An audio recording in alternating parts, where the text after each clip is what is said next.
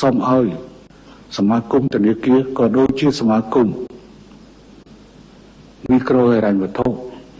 ធ្វើការខិតខំដើម្បីជួយស្រោចស្រង់បងប្អូនដែលវិលត្រឡប់មកពីប្រទេសថៃមកកាន់កម្ពុជាយើងមិនអាចនៅទីនោះអស់មួយជីវិតទេសភាពការនេះក៏ខ្ញុំយើងត្រូវនិទាសឲ្យបានដឹងមុនថានៅពេលដែលរឿងរ៉ាវព្រំដែនមិនទាន់ចប់សភាពការប្រមាថការមាក់ងាយនឹងមានជាបន្តដូច្នេះបងប្អូនគួរតែត្រូវចាក់ចេញឲ្យបានមុនពេលដែលគេបណ្ដឹងចេញឬត្រូវការប្រមាថការរើសអើងកម្ពុជាកំសត់ណាស់ទៅហើយពីមុនយើងខ្វះការងារធ្វើប៉ុន្តែឥឡូវយើងក៏មានការងារធ្វើ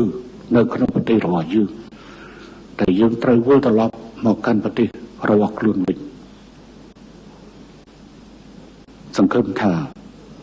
បងប្អូននឹងធ្វើកិច្ចការងារនេះហើយសូមឲ្យ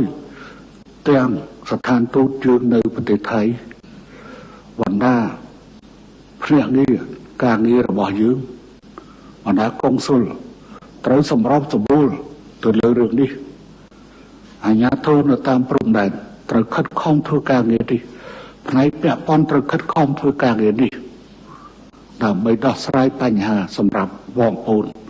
ដែលត្រូវវិលត្រឡប់ហើយពេលវេលានេះគឺជាពេលវេលាស័ក្តិសមនៅពេលដែលហើយខ្ញុំនៅតែនិយាយថារឿងព្រំដែននេះវាមិនងាយជាប់ទេវាមិនងាយជាប់ទេអញ្ចឹងការប្រមាថនៅពេលមានបញ្ហាម្ដងការប្រមាថតែមានហើយលើកនេះកម្ដៅកាន់តែធ្ងន់